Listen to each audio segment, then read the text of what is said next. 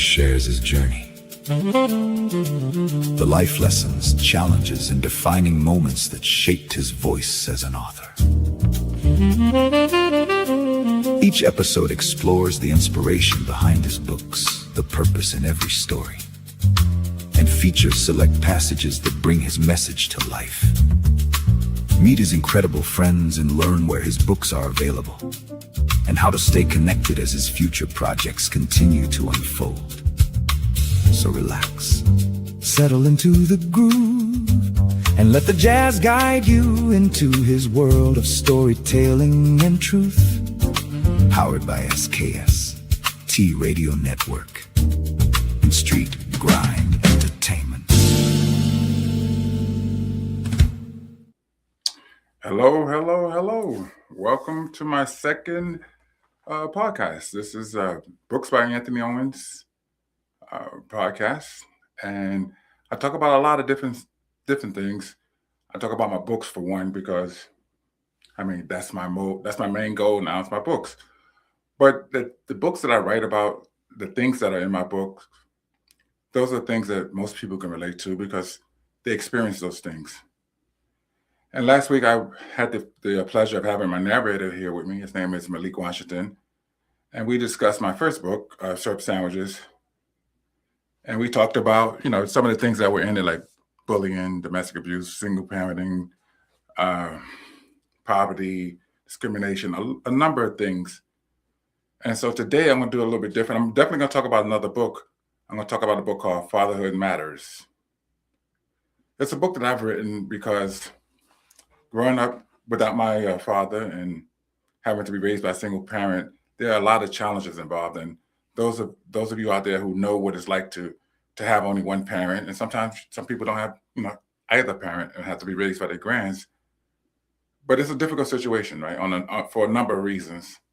I'm going to talk about some of the challenges that my mother faced, challenges that me and my brother and sister faced, and then some of the solutions to getting past it.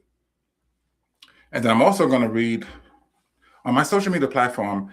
I do on Wednesdays normally. I do what's called a breadbox letter, and what the breadbox letters are, they're letters that different people they'll write or send an email or however way they can get to me. They'll send me something about what's going on in their life, something about a situation, an issue, or something that they want to know, how to deal with a certain challenge or whatever they're going through. And they'll send these letters in anonymously, and I'll read it to the panel. And my panel, which consists of some really, really well-seasoned, experienced, and educated people. And we'll give our input, our advice, our recommendations on how these people should handle their different situations. It's been working well. A lot of people, unfortunately, a lot of them don't, come back with a reply on what was done, after we gave them the feedback, but some people do. And so it's been really helpful for a lot of people because that's what they've been telling us as well. So I'm going to read two of them today if I have the time. But these letters that I'm reading, I've already read them on my social media. And so for those who are new to, this podcast and the way I do things now, you'll be able to hear it for the first time. And then hopefully you guys will be able to leave some comments, as I can see now that there's comments available this time. And so, someone said Syrup Sandwiches was such a good read. Thank you. Appreciate that. So let me get started. First of all, I want to say I hope everybody had a wonderful day. I hope you're staying out of this heat because it's very, very hot. It's hot. So make sure you stay hydrated. And if you got to do any work in the yard, try to do it towards the evening or early in the morning when the temperatures are not so high. So this is a book right here. It's called, as a matter of fact, let me bring it up here so you guys can see a better copy of it. Yep, like I said, I hope everybody's enjoying their day. And it's been a good day for me. I haven't had any issues. I tried to stay hydrated and stay out of the sun, but this is it right here. It's called Fatherhood Matters. So I'm going to go ahead and read the back of it. It's available on Amazon, Barnes & Noble, and a number of places. It's also available on... Welcome. Let me go back. Here we go. So I'm running my own show today. So if you see anything when I make a mistake, it happens, right? So I'm just... all right, here we go.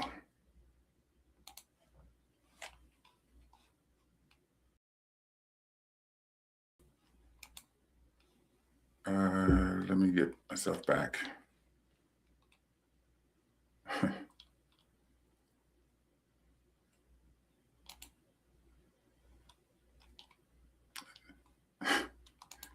Okay, I wonder, uh-oh. You know, when somebody says, uh-oh, it's not good, right? There we go. Don't ask me what I did. Anyway, so let me go ahead and get started without further ado. So on the back of this book here, Fatherhood Matters, and yes, I do have readers. It says, Fatherhood Matters explores the vital dynamics of being a father, highlighting the essential roles fathers fulfill within their families. The absence of fathers in many homes has led to instability and uncertainty. This book underscores the importance of fathers being actively engaged and present, as their involvement profoundly impacts both their children's lives and their own. This book also addresses misconceptions surrounding solo parenting, emphasizing that it is not a result of an inadequacy or failure, but rather a circumstance shaped by various factors. It says, I explored themes of resilience, understanding, and the importance of open communication within households led by one parent. Through personal stories, I explored the unique challenges faced by the children and fathers, from financial strain to emotional burdens. I also examined the overlooked perspective of the children raised in households with one parent, highlighting their struggles, fears, and the societal stigmas they encounter. So that was saying a lot, right? And so when let's just say, for instance, you have a young parent, and that parent, for whatever reason, lacks the skills, the education, or whatever, to be really successful in the job market.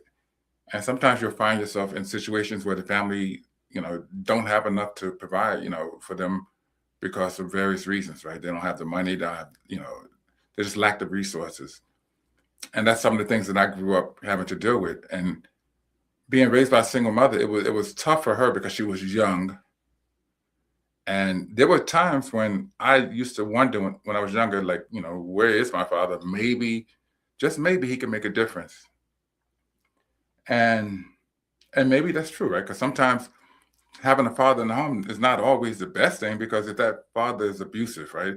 He's not there, he's not active, he's not present, he's not doing any of those things that he should be doing. Sometimes it doesn't really help. And, as a matter of fact, it can make it worse, right? Because, the mother or the mate could get into, he could be abusive, right? So, and then that's something else that the children have to deal with. So there's a number of different things. And so in this book, I talk about like some of the reasons why people are single parents. And let's think about it for a second. Some people are single parents because they want to be, right? Some people just want to not have to deal with anything like that. They just want to do it on their own. And I respect that. But then there's the other ones that are forced into being single parents. Let's say someone dies. And then now you have, you're stuck, not stuck, but now you have the children to raise on your own. It could be 1, 3, 4, however many you have. That's still, a burden and a responsibility that you have to take on all by yourself. And so if you don't have the resources, it makes it difficult. That's one, death. Let's say a person is in the military, as was I. And when we deploy, we can deploy for months. And like this last battle group, they were out for 11 months. So that parent that's left behind is basically filling the role of a single parent, because that other person is not there. So they are, in all essence, a single parent. And so when the kid sees that, they're depending on that one parent that's there to take care of them. And I talk about not only the women that are single parents in this book, I talk about the men as well, because there's a lot of men that are single parents as well. So, a lot of men are really stepping up to the plate. And this is not, this book is not about bashing anyone, but there are some deadbeat dads and deadbeat mothers out there. And for a parent, to me, you want someone who's going to be active, right? Always there and present, right? So just because somebody's present, that doesn't mean that they're active. Just because they're in the home, that doesn't mean they're spending quality time with their children. That doesn't mean that they're doing those things that that child or children needs, right? Taking them to different places, listening to their stories, talking to them, sharing with them, encouraging them, giving them some guidance, doing any of those things that kids need. So a lot of times, it can be counterproductive. And then another thing that can force a person into being a single parent, incarceration. And it happens. As long as people live, there will be people going to jail, right? There will be crimes. There will be things that's going to happen that's going to force a parent, sometimes both parents, to not be available. As a matter of fact, I had a foster kid, and his mother she basically had him in jail, and the father was not there, so he didn't have anyone. So, could you imagine not having any parents? And then he was in this foster system, going from home to home to home. Then eventually he wound up coming to me. But, there are people that go through terrible things in life, right? And so what my goal is now to try to help young men who are out here, having children and doing these things and thinking about having children. I want them to know that they need to take it very seriously, because their role as a father is very, very important. I mean, these kids need their fathers. Like right now, the things that are happening with some of these young people, a lot of it is because they didn't have any guidance, any structure, anyone to show them discipline and love, right? Support, be a role model to your children. They didn't have any of those things. I didn't have it. And I'm not saying everybody who doesn't have a father is going to turn out to be bad. I mean, I think I turned out pretty decent, but it helps, right? It helps to have somebody that you can talk to, somebody that you can confide in, somebody that you can just sit down and share your things with, share what's on your mind. And I'm not saying that the mother can't do that, but there's certain things that guys will probably want to talk to their father or a man about. And those are some of the things that I liked as a child. And that's why I'm doing what I do now, right? I make sure I'm available for other people to talk to be able to share with them and not have them feel like no one cares, nobody's there for them. And so I've mentioned being in the military. I mentioned incarceration. I mentioned people who are just not wanting to do it not wanting to, wanting to be single parents because that's their choice. And then another thing, let's say mental reasons, right? Health reasons, where they're not physically and mentally capable of being an active and present parent.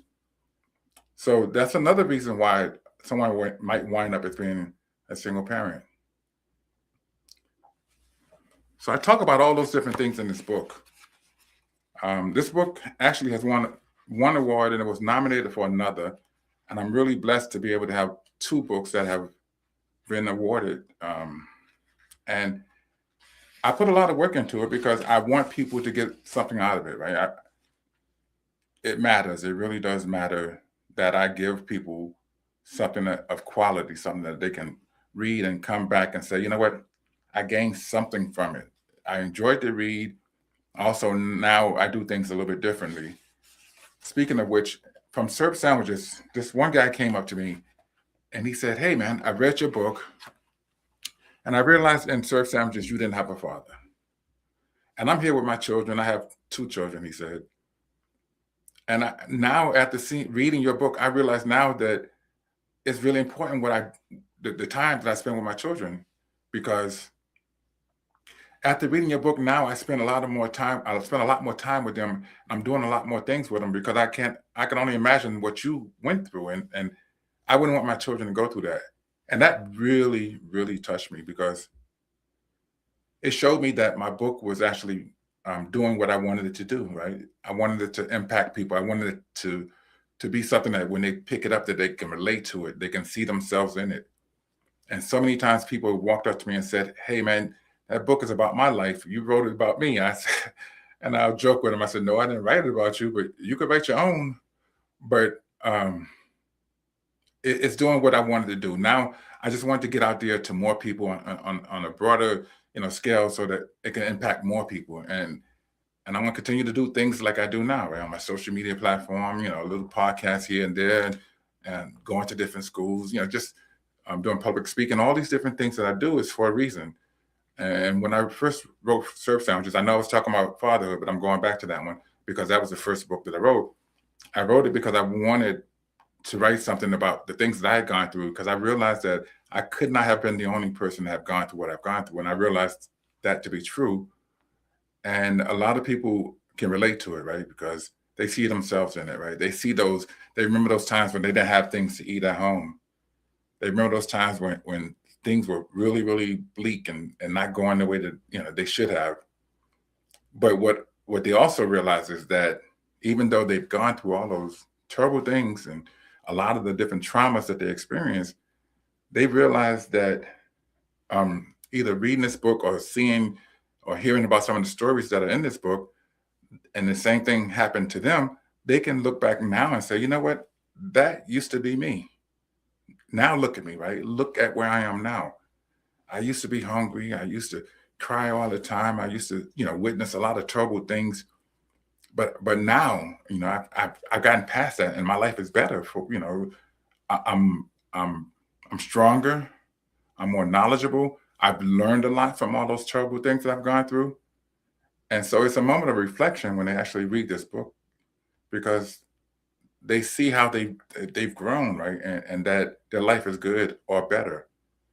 And so for those who haven't gone through any of these things and can't really relate to it, what I've been told is that after they've read it or listened to it on Audible, that they have a greater appreciation for people who don't have, right? They have a better level of empathy, because now they realize that people really do go through a lot of this stuff. Because sometimes when you're not going through something, sometimes you have a hard time believing that it's real. But when you actually read it and you see it and you can actually feel it, because when I wrote it, I wanted people to feel it. And another thing about me writing this first book, I want to make reading sexy again. I know it sounds crazy, right? But what I'm saying is, I know that a lot of people, particularly men, particularly Black men, don't read a lot, right? They really don't. And I know that when you read a book, there's a lot of things that books will do for you. They will stimulate you, educate you. They're funny. You can learn from them. There are a lot of things that books do, and that's great. But there's something about a book that when you read it and you pick it up and you read it or you listen to it, that you see yourself. You actually feel it, because the pain that I write about, you felt that same pain, right? It's a different kind of hit. It hits totally different. And you see yourself and you're saying, wow, And so that's what I want people to be able to do when they pick up that book. And it doesn't matter what color you are. It doesn't matter your nationality, how you look, whether you're male or female. None of that stuff matters. What matters is that it's relatable on so many levels, right? All right, let me get back. So I got something in this book that I wanted to read, a couple of things actually. So this book explores the dimensions of fatherhood, along with its hidden and overshadowed aspects. Let me see if I have any comments out there. All right. If you guys have any comments or you want to say anything, just leave it in the comment section and I will answer them. Thank you. It said this book explores the dimensions of fatherhood along with its hidden and overshadowed aspects. Navigating through the bright landscape, this book will highlight some of the unheard stories and struggles of single parents and the children raised under those circumstances, serving as a medium for the children and adults to understand each other's mindsets. It's more than a pile of words. It's a guide, a compass, offering guidance to the fathers in moments of doubt, inspiration in moments of struggle, and hope in moments of hopelessness. I have penned the importance of parental influence, powering the reader's mind to ponder and aid in the development of relationships. Through various chapters, exploring the historical context of fatherhood, challenges faced by fathers, and their impact on crucial aspects of adolescent development, readers can gain a profound understanding of the crucial role fathers play in children's lives. These insights are complemented by practical advice, personal anecdotes, and strategies to strengthen fatherhood, fathers and child bonds amidst societal, cultural, and personal challenges. By highlighting the significance of fatherhood and encouraging the active involvement of father figures, my aim is to foster healthier relationships, promote emotional well being, and empower fathers to become confident, loving, and present role models for their children. I think I said a whole mouthful, right? That this book is, and I can see why it won an award too, because it's letting people know that, as a father, because when we have Mother's Day, people say mothers are, it's a big deal because Mother's Day is a good thing, and a lot of times men would say, "Oh, Father's Day is no big deal. Father's Day is just another nothing," right? But fatherhood matters. It's very important, and I think that the role of fathers, a lot of guys gloss over it. They don't take it very serious. That's why they don't put their all into it, right? They don't realize that they are really needed. We are needed, and so not having a father for me. It solidified in my mind that I did not want to be like that for my child. I didn't want my child to not have a father. If I ever had a child, I didn't want him or her to not be able to have somebody that they can talk to, somebody that can be a mentor to them, somebody that can and guide them, instruct them, lead them, do some things that they really needed that I didn't have, right? And so by not having a father, it just made me even more so want to not do that to my child, right? And in my particular case, I think I said this on my first podcast. My father wasn't there for, because my mother just up and left Georgia, and she never told him where I was, but he could have found me. Like I eventually wound up finding him, but that's another story. So far I've mentioned about being single parents, a choice that some people make, being separated because of military time, being incarcerated. I talked about mental, physical conditions that were prevent a person from being active in their children's lives. So let me see if there's anything else that I missed. Another reason why people are forced into single parenting. I think there's one or two more, but I'm not remembering right now. But there are various reasons why people can be in situations where they're single parents. So single parent is not a bad thing, right? My mother did it. I mean, we struggled, but she did it. And she did a great job. She did all that she could do. But, we don't always have to be in those situations where, we're a single parent, right? But life happens and life is going to continue to happen. And when you're forced into a position like that or a situation like that, all you can do is do your best.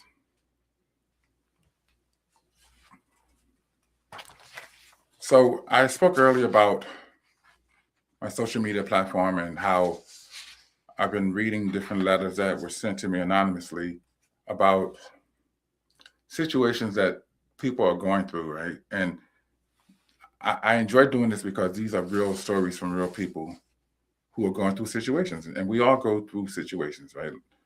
No one's life is perfect. And sometimes they use this in addition to going to therapy, because a lot of times me and my panel, we recommend that people seek counsel, right? Seek therapy, seek somebody that can help them. And sometimes people want to hear what we have to say in addition to them going to counseling and all this other stuff. So I appreciate the fact that they trust us enough with their life and the things that's going on to be able to share with us, share with me. So the first one, I know I said I was going to get into a little bit later, but I'm going to go ahead and jump into it now. The first one is called Skin Color. When they send them in to me, I give them all like different titles. And if you have any comments, I would love to know what you think, because I went through this before with my panel. And I'm going to read this, and then we're going to take a break after that and to give you some time to think about what we're going to say when, what kind of questions you might have when we come back after the break. So let me go ahead and get started. The first letter says, I call it Skin Color. It says, the person says, Ebony and Ivory. Remember that song by Stevie Wonder? I thought it was an anthem for our family. My husband, who is Black, and I have two beautiful children together. I am Caucasian. However, there's a significant issue that stands out. He openly dislikes our family watching any African American movies or shows. Now you heard what she said, right? She said, my husband is Black and she's white. However, her Black husband dislikes their family watching any African American shows or movies. Whenever he catches me indulging in these films or series, he becomes very upset. See where this is heading. For me, skin color doesn't matter.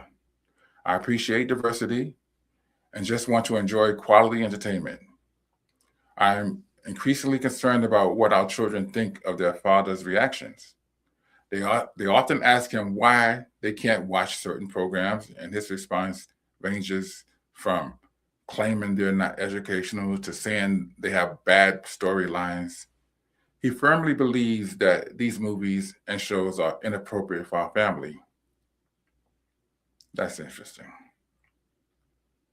Anyway, as their mother, I always ensure that what we watch is suitable, but I feel it's crucial for our kids to understand and embrace their African heritage. When he's not around, we engage in research about their history, helping them appreciate their background. Our children are bright and interact with a diverse group of peers at school. I'm wondering if anyone else has faced a similar situation within their families.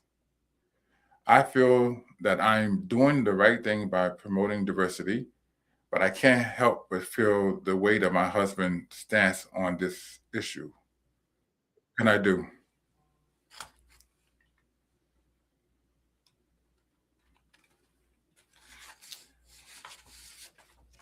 So, let me see if there's any comments. Oh, someone said such a good read. Someone said you're very inspirational, Anthony. Stay creative. Thank you so much. Someone said inspirational as well as great read. Thank you. Someone else said great read. Allow those who didn't experience an absent parent to have compassion for those who lived it. I agree. I appreciate the comments. It helped me stay engaged. So for those of you who know me and know me on my social media platform, I've always been able to interact with the audience, not so much audience, but with the panel and everything. And I enjoy that one-on-one or one-on panel, experience because I'm actively engaged, right? And it's a little different when you're doing podcasts because I'm sitting here and I'm talking. And so when you all send comments, it helps me break the issue of just sitting here by myself talking, right? And so I appreciate it. So when we come back from the break, I'm going to talk about what I think about this letter. I'll read it one more time and tell you all what I think about it because sounds like we got some Black MAGA stuff going on here. But anyway, that's just my opinion. So I'm going to get ready for a break and I'll be right back.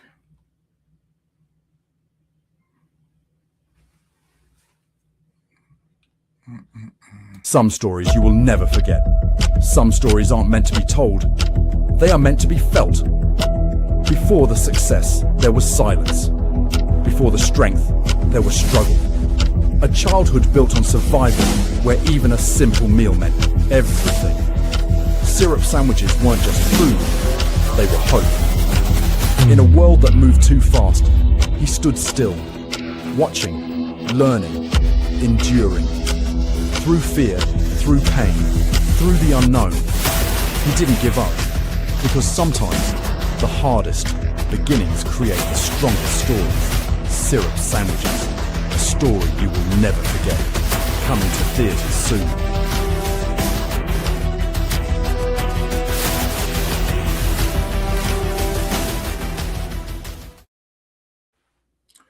Well, I'm back. Hello, everyone. So my first two books were nonfiction. Well, I wrote a children's book in between that too, so that was about bullying. But when I come back on my next podcast, we're going to be talking about my first fiction called Reasons. It's a suspense thriller. It has murder, sex, mystery, suspense. It has a lot of stuff in it, right? This book has been nominated for an award as well. And people really, really love this book. I have a part 2 that I just finished, and I'm still waiting on the reviews to come back on that. Now, that's a very long book. That one, so Reasons is 273 pages. And I believe that Reasons Part 2, the aftermath, is like 420 pages. So it's a little bit different. Fatherhood Matters is not a long book at all. It's actually shorter than Syrup Sandwiches. It's only 175 pages, but it hits hard because it's a call to action for men to just step up and do what they need to do, because our children need them, right? They need men in their lives. They need somebody who can do right by them. And for a long time, like when I was growing up, unfortunately, there was a lot of families that did have men in their family. And the ones that were there, like in my family, most of my uncles and a couple of cousins, they were all abusive, right? So that's all that I really saw. I didn't see any molding, educating, or any structure. I didn't see anything, building of character. I didn't see any of that stuff, right? So I had to figure it out, and unbeknownst to them, me seeing all the stuff that I did see, I always wanted not to be like them because I thought it was wrong. I thought it didn't make any sense to me, right? So that's one of the reasons why I'm not like they are. So let me get back to this letter. So before the break, I read this letter, and it's one of those letters that make you say, well, damn. Oh, excuse my language. I'm so used to being on TikToks. There's certain words that you can't say, and but it's a little bit different when you're doing podcasts, right? But I try to be, I'm 20. I did 20 years in the Navy, so I got a few curse words in my system that I try to keep down, right? Keep them in place. And for those of you who are looking at my tie, this tie is actually yellow and has a light blue stripe across, like the same color as my shirt, but you can't see it because of the camera and all that. It looks like it's silver. And no, I'm not wearing a silver tie, okay? Just so you know. Silver tie. Imagine that. Okay. It says, Ebony and Ivory. Remember that song by Stevie Wonder? I thought it was an anthem for our family. My husband, who is Black, and I have 2 beautiful children together. I am Caucasian. However, there's a significant issue that stands out. He openly dislikes our family watching any African-American movies or shows. Whenever he catches me indulging in these films or series, he becomes visibly upset. That means he gets angry. He's mad as hell for whatever reason. This Joker is mad, right? He's mad, and I don't know what's going on in his mind. So I'll try to dissect that in a little bit. For me, skin color doesn't matter. This is what she's saying. For me, skin color doesn't matter. I appreciate diversity and just want to enjoy quality entertainment. I'm increasingly concerned about what our children think of their father's reaction. They often ask him why they can't watch certain programs, and his responses range from claiming they're not educational to saying they have bad storylines. He firmly believes that these movies and shows are inappropriate for our family. So these Black shows, and it may just be Black people in the shows. I don't really know to what extent, but either way, he don't want them watching it at all, right? So as their mother, I always ensure that what we watch is suitable. But I feel it's crucial for our kids to understand, embrace their African heritage. When he's not around, we engage in research about their history, helping them appreciate their background. Our children are bright and interact with a diverse group of peers at school. I'm wondering if anyone else has faced a similar situation within their families. I feel that I am doing the right thing by promoting diversity, but I can't help but feel the weight of my husband's stance on this issue. What can I do? Well, are we able to leave comments? Okay. Well, I say that she needs to try talking to him to find out why he feels that way, right? Let him explain to her why it's so bad for his family to watch shows with African-American people in it, right? And see if that answer is good with her, right? And to me, he should be, she and her kids should be able to watch shows with all kinds of denomination unless it's garbage, right? And I understand the fact that some shows are terrible and that, maybe their children shouldn't be watching it, but at the same time, not letting their kids watch these shows just because they're Black people in it. To me, that's not a good enough excuse. So obviously he has some kind of mental thing going on in his mind where he feels like maybe it's not good enough. Maybe, they set a bad example. I don't know what's in his thought process, or maybe he just don't like Black people. I don't know, because there are some Black people that don't like other Black people. I know, right? Newsflash. Nobody knew that, right? But yeah, we know that. There's a lot of people like that. We're dealing with these MAGA people, these Black MAGAs today that don't like Black people, right? They think they're better than other Black people. And that sounds to me like that they need some therapy. They need some counseling. They need to find out why they can't identify with who they are and accept who they are as Black, because they're still Black, regardless of how much they don't interact with Black and they don't like Black. They're still Black, right? So, but my suggestion to her, she said, what can I do? Continue to show your children as much about their own heritage that you can, and confront your husband, talk to him, find out what's going on, see if you guys can go to counseling, therapy, and figure this out, because it'll probably get worse, because the kid's gonna feel some kind of way when they can't even because they're gonna probably be mixed. They're obviously mixed children, so they're Black and they're white, if you will, and they need to know they're part of the their heritage as well. I don't know.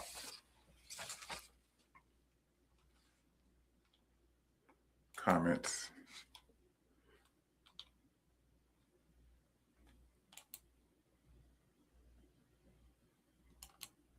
Okay.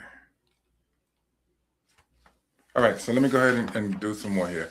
The second bread box letter. This one's called prostate. I named it prostate, right? Think about it. First, let me start by saying that I appreciate what you and your team is doing with the bread box letters. I initially did not think it would be a good idea, but after listening in on some of the letters, I'm impressed, and it's glad that you decided to do it. I was not going to send anything about what's going on with me, but I like the safe platform that you have within your life. I have been recently diagnosed with stage 4 prostate cancer, and my doctor does not expect me to live longer than 5 years. I have not told my wife or children yet. I did not want to worry them and decided to not tell them for as long as I could. It has gotten to a point where I have to start my chemo and radiation therapy, hormone therapy, and possibly surgery. I am so scared, and I know this will crush my family. I am only 52 years old, and I'm not ready to die so soon. I don't know how to cope with this devastating reality. My children are 10, 12, and 15, and I can't imagine leaving them behind. What do I say to my family? Bread box. That's a difficult situation right there.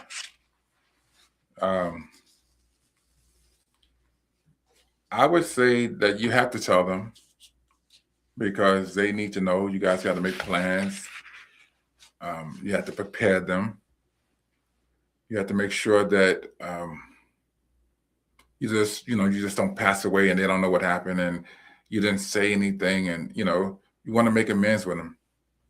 You want to make sure that you spend that quality time with your family, and no matter how long you got. They say you only have, maybe no longer than 5 years. You may get 10 years, because it's not always up to the doctors, So, you may live a lot longer than what the doctors are saying you may live. So you have to think about that and embrace every day as your last day, and go out there, enjoy life, spend quality time with your family. And someone says, let your family be a part of the journey with you, right? And so that's 100% true, because it's tough enough that you have to go through this all by yourself. But if you bring your family with you, right, and you bring them into the fold, it'll help you a little bit, because you're not going through it by yourself. You're not, worried all the time by yourself. You got somebody that you could talk to who understands what's going on, and now you could, you could share, and you guys can engage, and I think, thank you, and I think that when you invite your family and they see, you're going to cry, right? It's going to be moments of sadness. It's going to be really, really difficult, but you have to do that, right? And so as you're sitting there and you're sharing with them and you all are crying, then you start planning, right? You start planning for fun things. You start doing things that you haven't done before, and things that you thought about doing and just kept putting it off because of, work schedule, time, money, or whatever it is. But if you give them the opportunity to go through it with you, then it'll help you. Hell, it might help you even live longer, because you feel like you're not struggling by yourself. You feel like you're not, you don't have anything to hide anymore, because you've come clean, right? You let them know exactly what's going on, and that makes a big difference, right? Because anybody who goes through anything in life, and a lot of times we go through our toughest times by ourselves, right? But there are times when we need somebody to talk to. There are times when we're going through some really difficult stuff, and it's not good for us to keep it by ourselves, keep it to ourselves, right? And as much as we want to, it's like sharing and getting rid of a heavy load that you've been carrying on your back for a long period of time, right? You've been carrying so much weight on you that you can even barely stand and walk straight, right? You're about to fall down. And then somebody comes along out of nowhere, right? They say, hey, let me help you, right? Let me take this off your back. And that taking off your back can just be a matter of them just sitting there and listening to you, right?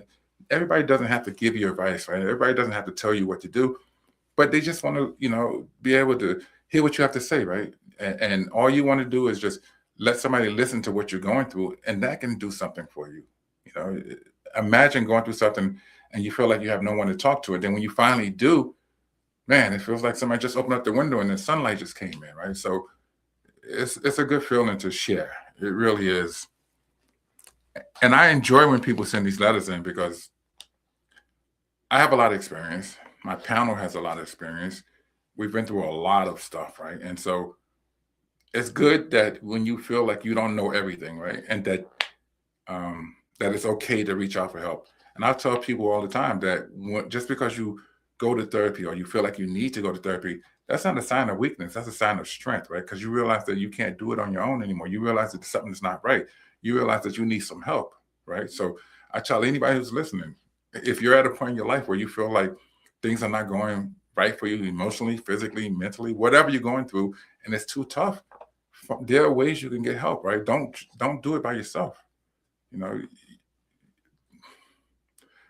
Like a fireman, when there's a fire and the building's on fire, it's not just going to be one fireman putting the fire out, right? It's going to be a number of people putting that fire out. And what I mean by that is, just because you're going through something, there are different resources that can help you. So it's not just you, right? There are places and people and different things that can be done that can help you get back to where you were, right? And so that's very important.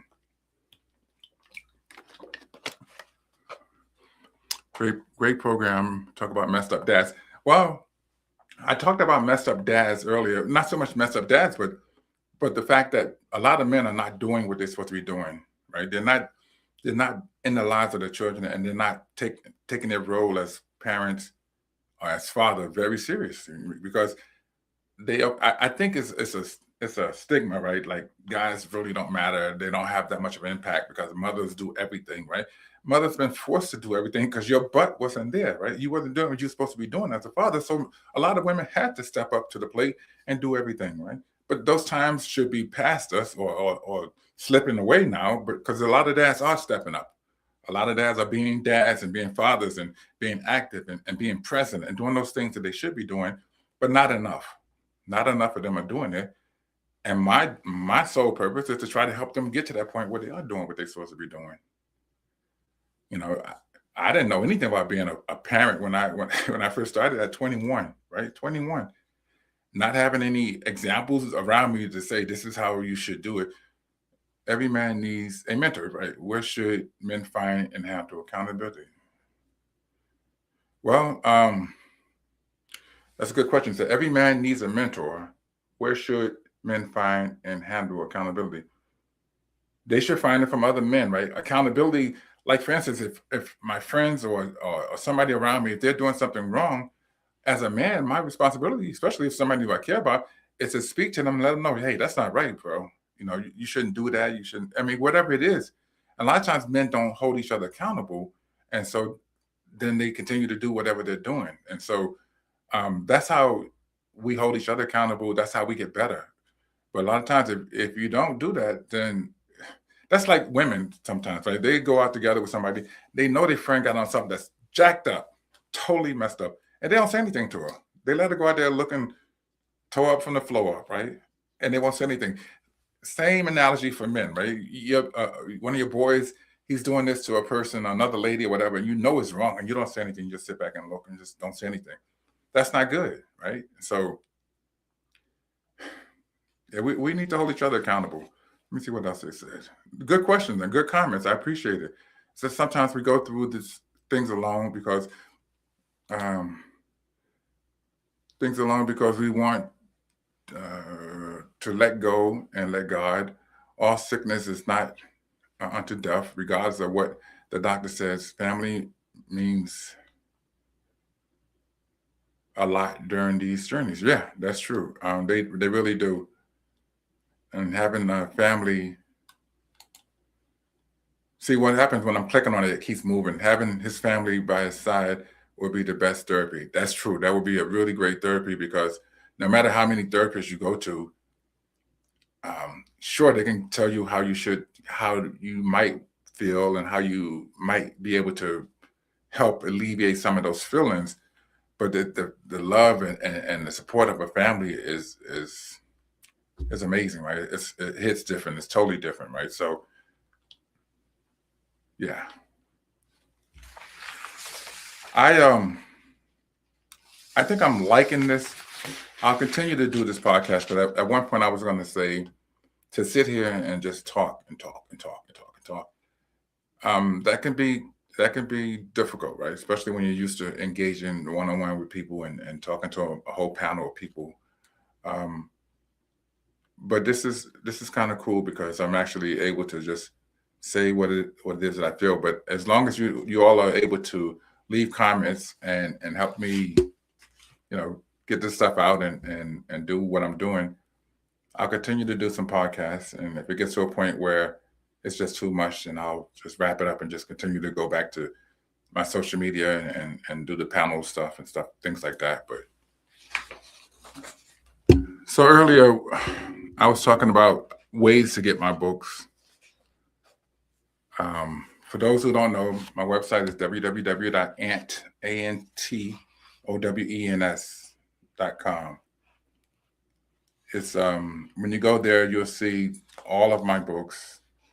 You'll see some of my interviews. You'll see some of my videos. There's a lot of stuff on my website. If you get a chance, take a look at it. And if you feel inclined to buy a book, an audio book, because a lot of people like to listen to audio books now, right? And so it allows people to be able to work out and continue on with their active life, while they're still listening to a book. And it says Black men in particular defines accountabilities. Where should a man look for a mentor? What roles or should the church be playing in mentorship? Wow. Um,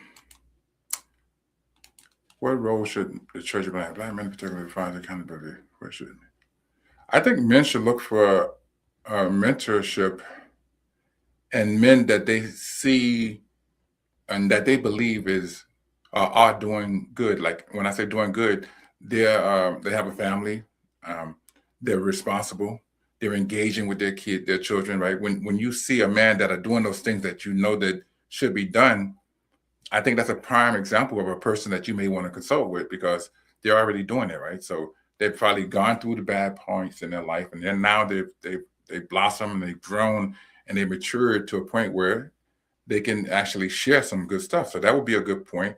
And what role should the church play in mentorship? I think in mentorship, as far as church, you have a group of men there, women, and children as well. And a lot of churches, they have men workshops and things of that sort. And I think if you have men that are in church that are not active in with their children's life and doing those same things that I'm talking about today, it doesn't matter if they're in church or not, right? They're not doing what they're supposed to be doing by their children because you got some bad people in church just like you do anywhere else. And so if you have a group of people in a church and they don't have those same qualities that I'm talking about as far as the things that children need in their lives, that would be counterproductive, right? You're actually just going through the motion of being there, going through something that's not really doing anything for you. And as a church, I think the deacon, the preacher, or whoever is in charge should ensure that the men that are in their church that are running these programs for mentorship and men's groups are men that are doing those things that they are talking about doing, right?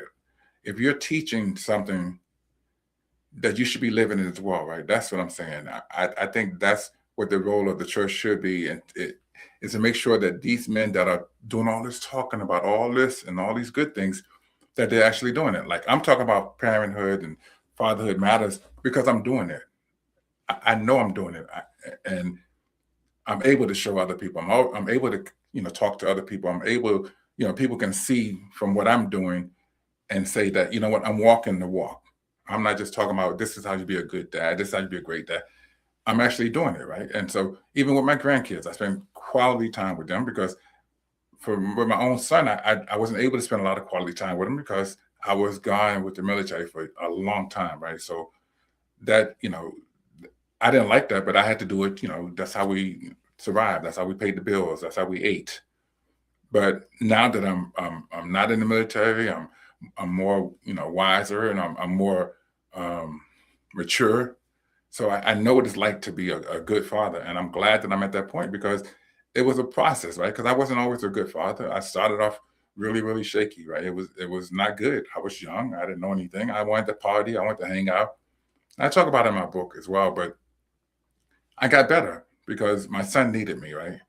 And then when the moment when a moment came when I felt like I was doing to him the same thing that my dad was doing to me, which was not being there like I was supposed to, then I realized that I had to change.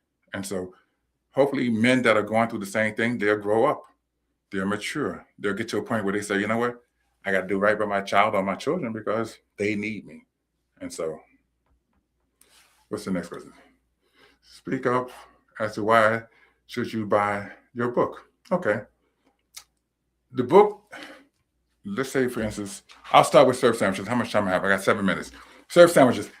I think everyone should buy this book only because the relatability, regardless of how you look, where you're from, how you grew up. This book right here talks about some of everything, right? Things that you may not have gone through, but it talks about how even though you're going through it, if you believe in your deity, if you believe in yourself, and if you choose not to give up, which is the title of this book, Serve Sandwiches, Choose Not to Give Up. If you have those three qualities, like a three-legged stool, right? If you only have 2 legs, it's not going to stay. If you have 3, you'll be able to sit down. This is the same concept, right? Because if you have those 3 things, you can accomplish anything in life. You tell yourself, you know what? I got my God. I believe in myself, and I'm choosing to not give up. Nothing's going to stop me. The only thing that can stop you is yourself. Remember that. That's one reason why you should buy Serve Sandwiches. Now, why you should buy Fatherhood Matters is because for so long, a lot of fathers have not been what they need to be for their children, right? They've been there, but they wasn't invested, right? They wasn't doing those things that maybe they didn't know, right? Because maybe they got it from their father. They saw how their fathers was, how their father were. But, they'll realize reading this book that the role that they have now is so much more important. I would say more important, but it's very important. It was important then, it's important now. But in a time like it is now, where things are just all over the place and things are just crazy, right?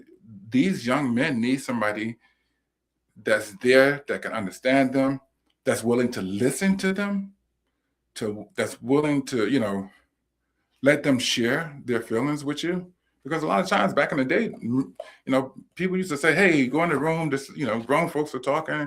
They didn't want to hear what the children had to say, and people still do that crap. Fathers today need to listen to their kids because their kids have some good points. They have some good ideas. They have some good suggestions. We need to listen to them because their children matter too. Think about that, right? They want to feel like they have some input in their lives. They want to feel like they can help make some decisions, right? So don't exclude them. They need to be included. They really do.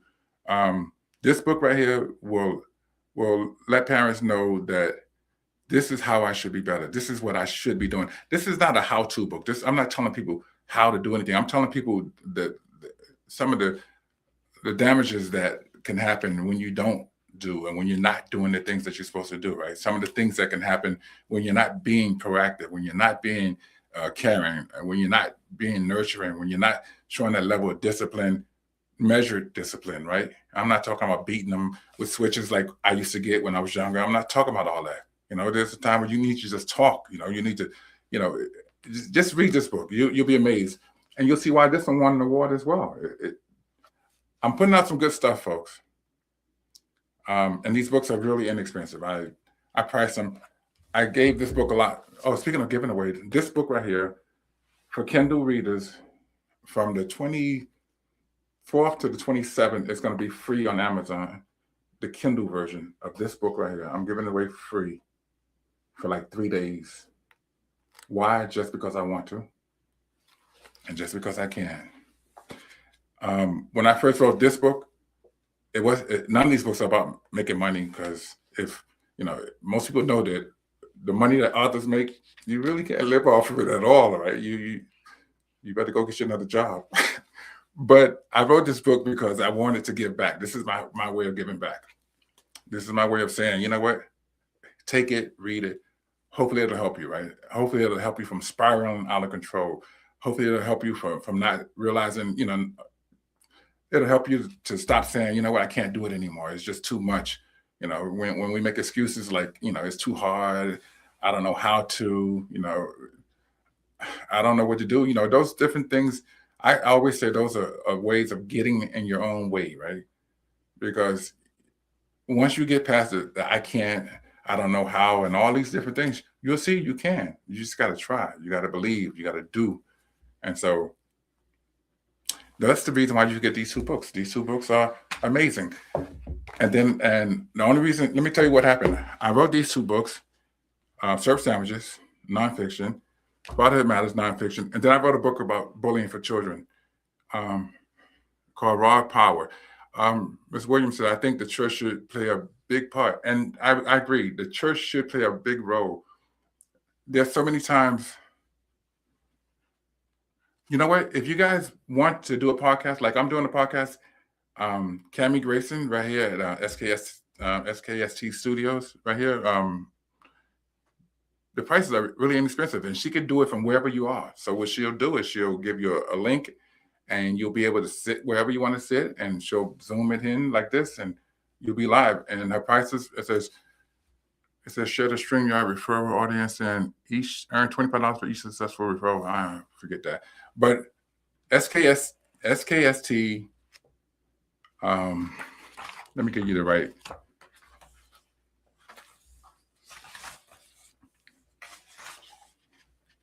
I'll put it up on the screen. SKST, there you go. SKSTradio.com or SKST bookings at gmail.com.